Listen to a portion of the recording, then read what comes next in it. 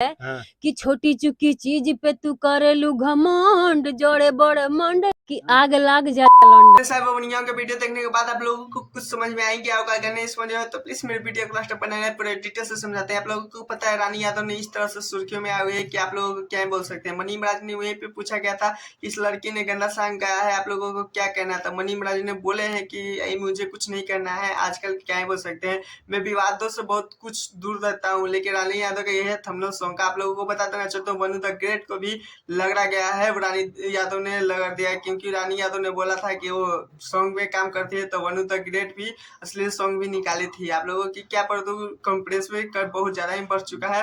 रानी यादव को आप लोगों को क्या कहना है ये कमेंट जरूर बताएगा। लेकिन यहीं पे करते हैं मनी महाराज का। मनी महाराज ने बोला था कि मैं विवाद में आना नहीं चाहता हूँ, बहुत दूर रहना चाहता हूँ। रानी यादव का लाइफ है, वो जो भी करे आप लोग पब्लिक ही चाहे जो भी कर सकते हैं। प्लीज कमेंट जरूर बताएगा कि आप लोगों को कैसा लगा रानी यादव का